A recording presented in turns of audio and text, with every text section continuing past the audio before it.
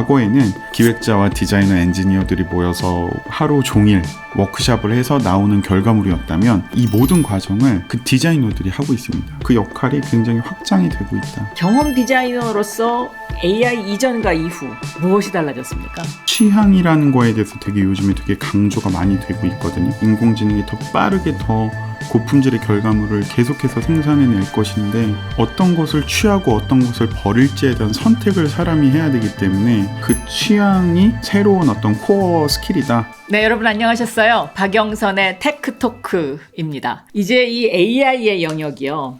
AI 모델 개발에서 AI 에이전트 시대에 사람의 실생활로 접어들고 있지 않습니까? 이러면서 이 공학도, 이 개발자의 영역을 넘어서서 본격적인 융합의 시대가 되고 있지 않나 이런 생각이 듭니다. 이 AI가 인터넷처럼 인프라로 자리매김을 하면서요. 코딩을 몰라도 컴퓨터 공학을 잘 몰라도 AI와 인문학을 접목을 시키는 새로운 영역이 부상하고 있습니다.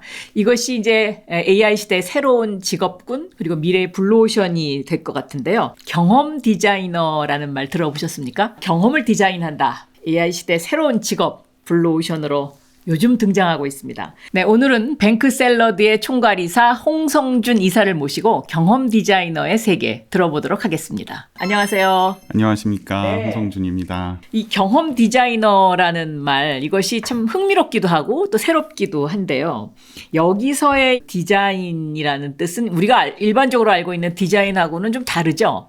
네, 일반적으로 디자이너라고 생각을 하면 사물의 색깔이나 모양이나 이런 것들에 대해서 얘기하는 경우가 많은데요. 경험 디자이너라고 우리가 학문적으로 얘기하면 유저 익스피리언스, UX 디자이너라고 얘기한다면 어떤 눈에 보이는 결과물이 아니라 눈에 보이지 않는 어떤 사용자가 어떤 경험과 서비스를 사용하는 그 여정, 눈에 보이지 않는 서비스를 만나는 지점부터 어떤 목표 달성을 하는 데까지 그리고 그 떠나가는 그 순간까지 그 여정을 이제 눈에 보이지 않는 부분을 이제 설계한다고 생각할 수 있을 것 같습니다. 산업 디자이너 이렇게 하면 어떤 멋진 의자를 만들고 어떤 예쁜 그릇을 만들고 이렇게 생각을 할 수 있는데요. 사용자 경험 디자이너라고 한다면 그 그릇에 어떤 음식을 담을까? 그 음식을 어떤 장소에서 먹을까? 그리고 그 음식을 누구와 함께 먹고 음식을 먹고 나면 어떤 기분이 들 수 있을까? 이런 여정 자체를 설계하는 거라고 할 수 있어서 어떻게 보면 작가나 감독에 비유할 수 있을 것 같습니다. 그렇습니다. 약간 그런 영역이 좀 포함이 되는 것 같습니다. 그 홍성준 총괄 이사님의 이력을 보면 한국에서 산업 디자인을 전공을 하고 그리고 미국에 가셔서 석사로 커뮤니케이션을 하셨어요. 그러면 이 산업 디자인과 커뮤니케이션, 이 소통 두 가지가 AI와 만나면서 새로운 경험 디자이너로서의 출발을 했다. 이렇게 설명을 할 수가 있을까요? 그 당시에 시대적인 배경이 이제 아이폰이 출시가 되고 소위 말해 모바일 혁명이 막 확장되는 과정이었기 때문에 그것을 하고 있는 곳으로 제가 가서 경험한 어떤 디자인과 기술을 함께 접목시키면 어떨까라는 고민을 가지고 접근을 했고 그것이 이제 지금 이제 AI 시대까지 이제 연결이 되어져 왔다고 생각을 합니다. 어떻게 보면 기회를 잘 만나게 된 것 같아요. 제가 이걸 만들었다기보다는. 그러니까 첫 직장부터 그렇게 그 경험 디자이너의 역할을 하신 거예요, 그러면? 그러니까 경험 디자인이라는 게 사실 그 당시에는 뭔가 정확히 학문적으로 있지는 않았지만 그렇죠. 어떤 영역이 있었던 건 네, 아니죠. 네. 그 당시에도 이제 모바일 화면으로 넘어오면서 인터페이스를 디자인하는 직업은 이제 막 발생하고 있었죠. 그래서 그것을 어떻게 보면은 아주 초기에 경험을 하게 됐고 그것이 지금까지 이제 이어져 왔다고 생각하면 될 것 같습니다. 그래서 독립 분야가 아닌 굉장히 융합적인 분야라고 생각을 합니다. 그러면 첫 직장이 어디셨어요? 대학교 연구소 부설 기관에서 이제 디자이너로 또 기획자로 일을 하기 시작을 했고 소위 이제 지금도 여전히 존재하는 www 그 웹사이트 특정 어떤 서비스나 브랜드의 웹사이트를 디자인하고 기획하는 그런 직업이었다고 생각해 주시면 될 것 같습니다. 한국에 있었던 해외 이제 한국 지사, 광고 대행사 혹은 컨설턴시라고 할 수 있는 회사로 가서 그 인터랙티브 아트 디렉터라는 좀 한국에서는 되게 생소한 어떤 직업이 있었습니다. 그래서 그걸 한국말로 번역하면 어떻게 될까요? 사용자와 어떤 서비스와 제품의 상호작용을 설계하는 사람 이렇게 생각할 수 있을 것 같습니다. 제가 그 역할을 맡아서 일을 하다가 그러면 더 본 거지 메이저 마켓에 도전해보고 싶다. 그래서 이제 직장생활을 하다가 미국에 가게 됐죠. 그러니까 이 사용자와 서비스 기기 간의 서로 상호작용에서 뭐가 부족하고 뭐가 더 편리할 수 있느냐, 이제 이거를 설계하는 사람인데, 어떻게 보면 한국 제품에서 이게 요즘은 안 그런데요. 과거에는 이게 많이 부족했던 부분이죠. 그러면 미국에서의 첫 직장은 어디셨어요? 그 AKQA라는 디지털 크리에이티브 컨설턴시인데 구글로 이제 이직을 하기 전에 그 글로벌 크리에이티브 회사에서 계속 일을 했었고, 거기서도 제가 한국에서 했었던 역할을 좀 확장해서 계속 했다고 생각해 주시면 될 것 같아요. 그러니까 AKQA에서 그다음에 애플, 아우디, 소니 이런 여러 회사들에서 아주 경험을 쌓으셨는데, 그 전환점마다 이 어떤 기준으로 그럼 회사를 선택을 하셨나요? 저한테는 뭐 지금도 여전히 유효한 것 같은데 두 가지 정도 기준이 있는 것 같습니다. 하나는 재미있는 거고, 하나는 의미 있는 거. 재미라는 거는 어떻게 보면 이제 호기심? 세상이 어떻게 보면 흘러가는 방향? 이런 거에 대해서 되게 호기심이 많습니다. 그래서 기술에 대한 고민도 계속 하는 거고. 그리고 또 하나는 이제 의미인데, 이거는 제가 점차 경험이 쌓이고 나이가 들어가면서 일에 있어서 의미를 담아내고 사명이라고 할 수 있는 것이 그 안에 있어야만 지속 가능하겠더라고요. 그래서 그런 것들을 계속 점진적으로 탐구하게 되고 담아내게 되고, 그런 고민을 통해서 의사결정을 계속 해온 것 같습니다. 그러면 이제 구글에서 구글 어시스턴트, 그러니까 UI 프레임워크를 설계를 하셨잖아요. 그 경험이 지금 이사님의 경험 디자인 철학에 어떤 영향을 미쳤고, 또 여기서는 어떤 사명이 있었고 어떤 재미가 있었습니까, 그러면? 되게 여러 가지일 것 같은데, 일단 가장 크게는 구글이 가지고 있는 소위 이제 원칙, 디자인 프린시플이라고 하는 그 대원칙 중에 가장 첫 번째가 사람을 위한 디자인, 사용자를 중심에 두고 고민을 하는 첫 번째 디자인 원칙이 이제 사람에게 집중하고, 그리고 그 좀 더 구체적으로 얘기하면 사람들의 삶, 그리고 일상생활, 그리고 일, 그리고 그들의 꿈을 위해서 우리는 디자인을 한다. 이 얘기만 들어도 뭔가 좀 가슴 뛰는 뭔가가 있죠. 그러네요. 그냥 뭔가 돈 벌기 위해서 하는 게 아니라 인류를 위해서 뭔가 내가 오늘 회사에서 하는 어떤 행위가, 어떤 경험이 조금이라도 인류의 발전에 도움이 된다라는 어떤 큰, 내가 조금이라도 기여하고 있다는 어떤 경험이, 그게 가장 컸던 것 같고, 뭐 또 한 가지, 이거는 좀 우스갯소리일 수도 있는데 까불지 마라, 그런 느낌도 많이 받았던 것 같아요. 왜냐면 워낙에 훌륭한 인재들이 모여있는 곳이었기 때문에 제가 때로는 나도 이제 좀 자신 있고 좀 잘할 수 있을 것 같은데 이런 느낌이 들 때마다 정말 훌륭하고 겸손한 인재들이 모여있었기 때문에 좋은 영향력을 서로 주고받으면서 발전할 수 있었던 과정이 아니었나. 오, 아주 뭐 그냥 멋집니다. 한국하고 글로벌에 있는 회사하고는 회사 조직 문화의 차이가 많이 있잖아요. 특히 이제 이런 경험 디자이너로서의 어떤 그 리더를 하려면 이 조직 문화의 차이, 이거를 잘 극복해야 될 것 같은데, 무엇이 가장 달랐고 또 무엇을 가장 필요로 하는지 궁금합니다. 역량, 기술을 활용하고 감각적인 부분이 훈련된 전문가들이라서 일터에서 뭔가 평균을 고려한다면 하드 스킬에 있어서는 뭐 크게 되게 틀리다, 이럴 수는 없을 것 같아요. 근데 이제 문화적으로 소프트 스킬에서 차이가 좀 있는 것 같은데, 예를 들어서 한국 문화적인 특성의 강점은 되게 섬세함, 그리고 성실함, 소위 말하는 이제 열심히 일하고 잘하는 그런 디테일을 잘 살려내는 어떤 아시아 문화권의 역량이 있는 것 같고, 미국의 문화적 특성은 어떤 다양성에서 오는 인력들의 어떤 문화적인 배경이 다르다는 거는 그들이 가진 스토리가 다 다르다는 거잖아요. 그래서 다양한 관점들이 한 곳에 모아지면서 창의적인 발상들이 되게 많고, 그래서 다양한 관점을 통한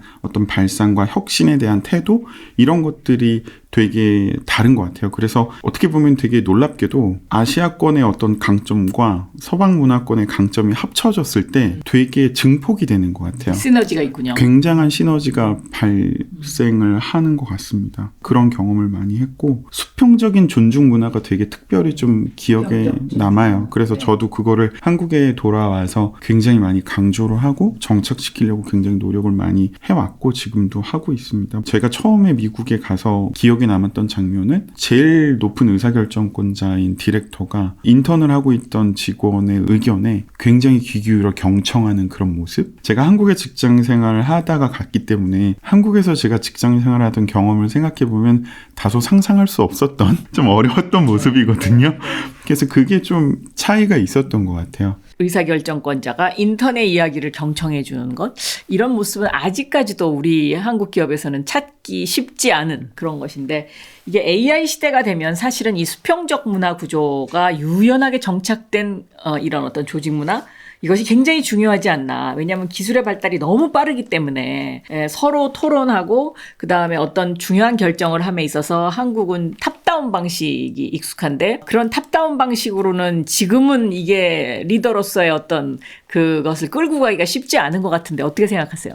자연스럽게 점진적으로 그렇게 변하고 있다는 느낌은 좀 받습니다. 그 지난 10년 동안 한국에도 점진적으로 그런 문화들이 많이 도입이 되고 또 정착이 되고, 말씀하신 대로 당연히 AI 시대에는 어떻게 보면은 모두가 더 빠르게 뭔가를 만들어낼 수 있는 세상이기 때문에 그 과정에서 관리자로서 내가 관리를 하고 의사결정만 하겠다는 거는 어떻게 보면 더 이상 작동하지 않는 상태일 수가 있거든요. 한 달쯤 전에 미국에 일정이 있어서 다녀왔는데 실리콘밸리에서 제 전 동료들을 좀 만났어요. 뭐 메타나 뭐 구글이나 이런 데서 뭐 혁신 조직에서는 시니어 IC, 굉장히 숙련도가 높은 직원들의 어떤 권한과 책임이 되게 강화되고 있다. 이전 같으면은 고숙련의 어떤 직원들은 이제 관리자가 돼야 되거든요. 근데 오히려 관리자로서 실무 능력이 없는 사람들은 아주 자연스럽게 퇴출이 되고 그 레이오프가 되고 정리가 되고 있다. 이렇게 얘기 듣는 거 봐서는 보통 그런 과정이 실리콘밸리나 그쪽에서 발생을 하면 제 경험상 한 6개월에서 1년 사이에 한국으로 이렇게 전해져 오는 것 같거든요. 그런 식으로 자연스럽게 변해가지 않을까 싶습니다. 지금은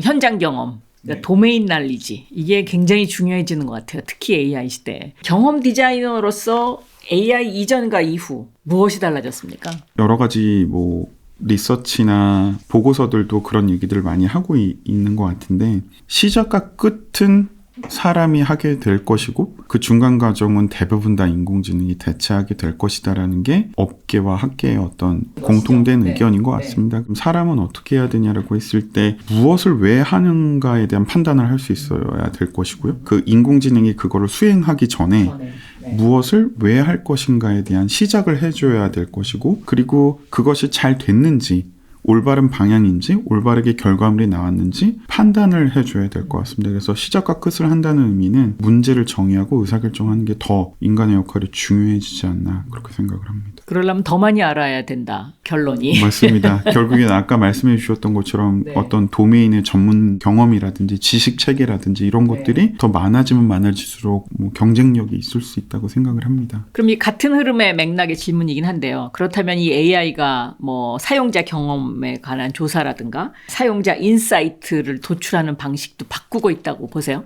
네, 실제로 그런 것들은 뭐 주변에서 아주 뭐 가까이서 볼 수 있는데요. 지난달에 저희 이제 내부 조직에서 인공지능 도구들을 어떻게 활용하고 있는지에 대해서 워크숍 같은 걸 했어요. 근데 거기서도 뭐 일단 보면은 CUJ라고 하는 이제 사용자의 여정을 설계하는 그 설계도 같은 게 있거든요. 그 설계도를 이제 가상으로 시뮬레이션 하는 과정을 인공지능 도구랑 너무나도 손쉽게 할 수 있습니다. 근데 그게 이제 과거에는 기획자와 디자이너, 엔지니어들이 모여서 하루 종일 워크숍을 해서 나오는 결과물이었다면, 이제는 인공지능과 함께 가상의 인물들을 설정을 하고 그 가상의 인물들이 이 우리가 설계하는 서비스의 여정을 어떻게 경험하게 되고 어떤 걸 느낄지에 대해서 시뮬레이션을 해보고 그 시뮬레이션 결과가 정리가 되고 보고가 되고, 그러니까 엄청나게 과정을 압축할 수 있는 어떤 그런 현상들이 실제로 실무에서 이제 발굴이 되고 있고 활용이 되고 있고요. 더 놀라운 점은 사실 이런 CUJ를 시뮬레이션 하는 것 소위 우리가 VOC라고 하는 어떤 고객의 의견들을 청취하는 뭐 예를 들어서 유튜브 채널이라든지 어떻게 보면은 고객 상담이라든지 이런 데서 올라오는 의견들이 있지 않습니까? 근데 그런 것들을 분석을 해서 요약 보고를 하는 거는 어떻게 보면은 예전 같은 경우는 이제 CX의 전문 인력이라든지 데이터 분석가의 영역이었는데, 아까 말씀드린 이 모든 과정을 그 디자이너들이 하고 있습니다. AI 도구와 함께 기존에 내가 했던 역할 범위를 많이 벗어나는 것까지도 그냥 실제로 실전에서 하고 있는 것이죠. 이 시뮬레이션이 가능하니까. 그렇습니다. 네. 그래서 그 역할이 굉장히 확장이 되고 있다. 그러니까 이 경험 디자이너의 역할이 확장되고 있다. 그러면 이 AI 덕분에 경험 디자이너로서 더 좋아진 부분? 아니면 오히려 걱정되는 부분? 뭐 이런 건 없을까요? 취향이라는 거에 대해서 되게 요즘에 되게 강조가 많이 되고 있거든요. 안목이라면 안목이고 감각이라면 감각인데 그게 이제 시작과 끝을 사람이 해야 되기 때문에 아까 우리가 얘기했던 것처럼 중간 과정은 인공지능이 더 빠르게 더 고품질의 결과물을 계속해서 생산해낼 것인데 어떤 것을 취하고 어떤 것을 버릴지에 대한 선택을 사람이 해야 되기 때문에 그것이 사물이든 경험이든 어떤 서비스든 내가 안목이 있고 지식체계가 있고 경험이 있어서 그것을 정말 독특한 취향과 안목에 맞춰서 선택을 해야 될 수 있잖아요. 어떻게 보면 이건 가치에 대한 선택이라고 생각하거든요. 이것이 이거보다 가치가 있다라는 선택을 사람이 해줘야 되기 때문에 그 취향이 어떻게 보면 새로운 어떤 코어 스킬이다라는 것을 폴 그레엄이라는 Y 콤비네이터 설립자, 그러니까 유명한 세계적인 VC죠. 오픈 AI 공동 설립자인 그렉 브로맨도 업계에서 프론티어 같은 사람들이 취향이 새로운 시대의 핵심 역량이다. 선택을 하는 기준이 있어야 된다. 이런 거를 굉장히 강조를 많이 하고 있습니다. 그래서 취향에 대한 것이 하나의 축이고 반대로 좀 걱정되는 부분이 있다면 생산성은 높아지는데 인간성이 낮아질까 봐. 극도의 효율을 우리가 강조하기 때문에 생산성은 당연히 높아질 겁니다. 생산성과 인간성의 대척점이 있진 않지만 어쨌든 그러면 그럴수록 인간성에 대한 고민은 덜하게 될까봐 오히려 이거는 어떻게 보면은 뭐 정책적인 부분도 있을 거고 인간의 어떤 의지적인 부분이 있을 거라서 AI를 활용하는 목적이 되게 명확해야 될 것 같아요. 아까 장관님 물어보셨던 구글에서의 어떤 동기부여, 뱅셀에 합류하면서 의사결정의 기준 이런 게 결국에는 사람의 삶과 어떤 생활과 꿈을 위한 어떤 의사결정이어야 되기 때문에 그것을 어떤 활용한 어떤 목적이 명확해야 되지 않나 그런 생각을 합니다. 또 역으로 생각하면 어쩌면 오히려 그 인간성에 대한 갈구, 갈망 이런 것들이 더 커져서 그것이 더 소중해질 수도 있을 것 같아요. 너무 격하게 동의합니다. 당연히 그게 더 소중해지고 가치가 더 높아질 수밖에 없겠죠. 지난주에 제가 소식을 들은 거는 구글 딥마인드, 보면 인공지능 기술의 최첨단을 연구하고 있는 거기서 철학자를 풀타임 직원으로 채용을 했다고 해요. 그래서 정말 그냥 직함 자체가 필로소퍼인 거예요. 그래서 안녕하세요. 저는 어디 회사에 있는 철학자입니다. 이렇게 소개하는 게 되게 좀 어색하기도 한데 얼만큼 이 인공지능이 인간을 닮아가면 닮아갈수록 인간의 본질적인 가치가 얼만큼 소중해지는지에 대한 반증이라고 생각을 합니다. 자, 그러면 이 앞으로 경험 디자이너가 되고 싶다. 뭐 이런 꿈을 가지는 사람들이 있을 수 있잖아요. 이런 경험 디자이너가 되기 위해서 필요한 뭐 조건이랄까요?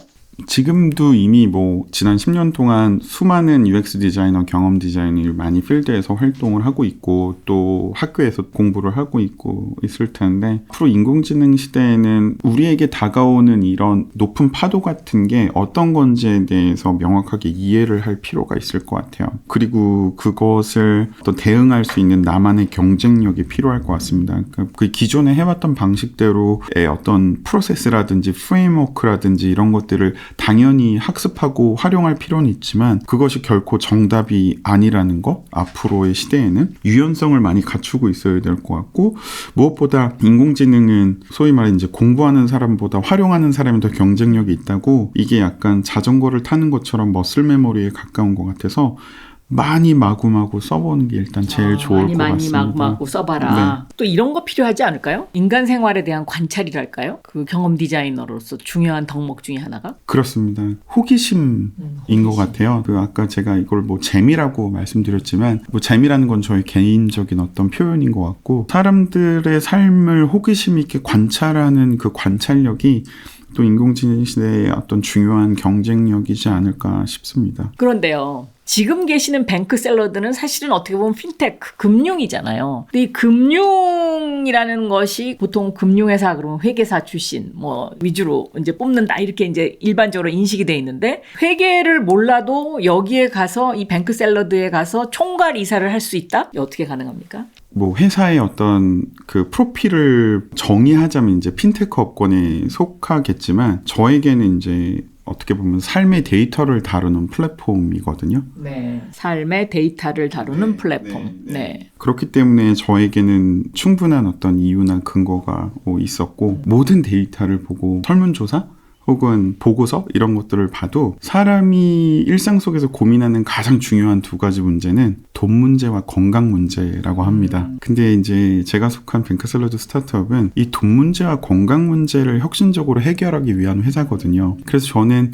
그래, 이런 혁신을 위한 어떤 고생이라면 기꺼이 같이 해보자. 그래서 합류를 결정하게 됐고, 그리고 제가 미국에 이제 구글 본사에 있다가 합류하는 그 시점에 그 당시만 해도 이제 4년이 넘은 이전이니까 한국에 디자인과 경험을 설계하는 사람이 경영진으로서 영입되는 경우는 별로 없었습니다. 그렇죠. 거의 없었습니다. 네, 아마 그러니까 처음이신 것 같아요. 네, 거의 이제 그런 사례가 없었기 때문에, 근데 그런 어떤 감각과 결정을 하는 CEO 파트너도 저는 굉장히 존중을 했고, 그리고 저에게 미국에서 10여 년 동안 어떤 좋은 경험들이 있었는데 다양한 그것들을 이렇게 한데 모아서 좋은 경험을 만들어내면 좋지 않을까, 그런 마음으로 합류하게 됐습니다. 지금 하신 말씀 중에 돈과 건강을 해결한다고 했는데 이 핀테크 업체에서 하는 일이 돈이라는 건 너무 당연한 건데 건강과 연결되는 부분, 이게 좀 새롭네요. 뱅크샐러드에서는 여러 가지 도구를 활용해서 삶의 문제를 실질적으로 해결하는 솔루션을 만들어주고 경험하게 해주는 어떤 이제 서비스를 계속 출시를 하고 있는데, 그 중에 한 축이 이제 금융 서비스고, 또 한 축이 이제 건강을 진단하고 관리하고, 예를 들어서 이제 유전자 검사를 통해서 나의 어떤 건강 DNA를 확인하고 그 안에 있는 맥락을 통해서 특정한 나의 리스크가 있는 보험 상품의 기존과 다른 형태로 보험 상품에 가입을 할 수 있고, 더 그 가입을 하는 과정 속에서 필요 없는 돈을 소비하지 않을 수도 있고, 뭐 이런 설계들을 계속 혁신해 나가는 겁니다. 돈이 건강으로 연결되는 것이 바로 보험하고 직결되는군요. 네. 금융 상품과 어떤 건강 정보와 보험 상품과 이제 연결 고리를 만드는 것도 저희가 고민하고 지금 계속 혁신 서비스를 출시하고 있는 것 중에 하나죠. 그런데 이제 예를 들면 경험 디자이너가 하는 중요한 일 중에 하나가 이렇게 감동을 불러일으키는 거. 이게 바로 이렇게 써보니까 이게 되네 하면서 하는 소리가 나오게 하는 건데, 이 핀테크하고 금융 서비스에서 그런 감동 경험? 그건 어떤 부분이 그런 것이 있을까요? 금융, 돈, 건강 이러면은 이제 또 중요한 문제이기 때문에 좀 민감한 문제잖아요. 그렇기 때문에 좀 되게 딱딱하게 접근하기가 쉽거든요. 전통적인 어떤 금융사라든지 뭐 건강 서비스 같은 거 보면 되게 숫자들 중심이고 딱딱한데, 저희는 그것을 친근하게 경험할 수 있는 어떤 서비스의 설계를 계속 만들어 가고 있습니다. 데이터를 가장 인간적이고 유쾌하게 해석하는 능력에 있다고 생각을 합니다. 어떤 특정 데이터가 있을 때 같은 것을 만들어도 더 재미있고 흥미롭게, 그러니까 인간은 본질적으로 일상 속에서 매 순간 뭐 어떤 것들을 접하든 감정에 항상 멍저기 때문에 같은 숫자를 접해도 유쾌하게, 슬프지 않게 그런 접근을 계속하고 있다고 생각해 주시면 될 것 같습니다. 하나 예를 들어주세요. 유전자 검사를 하는 서비스가 있는데요. 아주 예전에는 어떻게 보면은 지루할 수 있는 그 숫자, 수치, 데이터, 그리고 데이터를 설명하는 문구, 건강 진단을 받고 진단서를 받는 것처럼 이렇게 쭉 정리되어 있었다면, 저희의 어떤 유전자 서비스를 받고 난 이후에 그 유전자 서비스 안에 있는 나의 유전자를 확인할 수 있는 그런 유전자 검사 카드들이 있습니다. 나의 특성을 나타낼 수 있는 카드들, 아주 재미있는 어떤 일러스트레이션, 그 그림들과 함께 어떤 재미있는 문구와 함께 내 친구, 가족들과 공유할 수 있는 카드가 있어서 DNA에 나는 태생적으로 뼈가 약해요. 되게 재미있게 표현한 그림과 설명과 함께 그런 카드가 우리 서비스 안에 표현이 되는 것이죠. 그러면은 그거를 보면서 당신의 어떤 뼈의 강도는 무엇입니다. 데이터는 어떻게 해석됩니다. 건조하게 수치로서 설명됐던 것이 정서적으로 내가 흥미롭게, 그리고 조금 더 쉽고 편하게 이해하고 때로는 공유할 수도 있게 그런 식으로 계속해서 설계를 해나가는 그런 과정을 거치고 있습니다. 그러면은 개인이 갖고 있는 마이 데이터를 다시 재해석하는, 근데 그걸 재미있게 또 뭔가 다른 사람한테도 공유할 수 있도록 한다는 것인데, 그 실마리를 찾아내기 위해서 경험 디자인 쪽으로는 어떤 고민을 하고 계세요? 많은 회사들이 비슷한 시도를 하고 있는데, 비교를 하자면 이전에는 사용자가 이것을 눌렀을 때 이것이 보여져야 된다는 어떤 룰 베이스의 상호작용을 설계를 했다면 마이데이터가 가장 잘 활용될 수 있는 게 AI 에이전트 향으로 활용될 수 있다고 보여지거든요. 왜냐하면 눈에 보이지 않는 수많은 데이터들, 지금 이 공간 안에도 아마 수많은 데이터들이 공중에 떠다니고 있을 겁니다. 이런 데이터들이 이런 정형화되지 않은 데이터들을 한 곳에 이렇게 모아서 그리고 그것을 가공하고 자연스럽게 인공지능 에이전트와 함께 사용자한테 적합한 맥락으로 정리해서 보여주는, 나의 일상에 필요한 부분을 채우는, 예를 들어서 이런 것들을 상상해 볼 수 있을 것 같아요. 지금 저희가 이제 내부에서 R&D를 하면서 구체적으로 구현을 하고 있는 몇 가지가 있는데, 오늘 아침에 내가 출근길에 버스를 타다가 발을 삐끗해서 발목을 삐었어요. 근데 더 이상 걷기가 너무 힘들어서 바로 병원에 갑니다. 근처에 병원에 갔을 때 병원에서 진료를 받고 나오는 그 과정 속에서 이미 어떤 서비스가 내가 지금 어떤 상황이 있고 병원에 들렸고 병원에서 어떤 진료를 받았고 발목을 다친 걸로 인한 실손보험금이 이미 내 은행 계좌로 들어와 있다면 그 모든 과정을 모니터링하고 트래킹할 수 있고, 그리고 내가 필요한 어떤 과정을 지원해 줄 수 있다면 그것만큼 편리한 서비스가 있을까 싶습니다. 그래서 그런 것들이 에이전트 형태로 계속 발전이 될 수 있다고 봐요. 일상 속에서 내가 어떤 상황에 처해 있는지를 이 에이전트가 같이 나와 함께 경험을 하면서 뭔가 필요할 때 이 에이전트가 자동으로 나를 도와주고 내가 필요한 것들을 끊임없이 지속적으로 채워줄 수 있을 것 같습니다. 맞아요. 그거 실손보험 청구하는 거 그거 굉장히 귀찮잖아요. 귀찮아요. 앞으로 이 AI 에이전트 시대 상상을 하니까 여러 가지 직업들이 발생할 수 있을 것 같습니다. 오늘 박영선의 테크토크 AI 시대 경험 디자이너의 세계에 대해서 알아봤습니다. 감사합니다. 미래를 먼저 보다 티타임즈.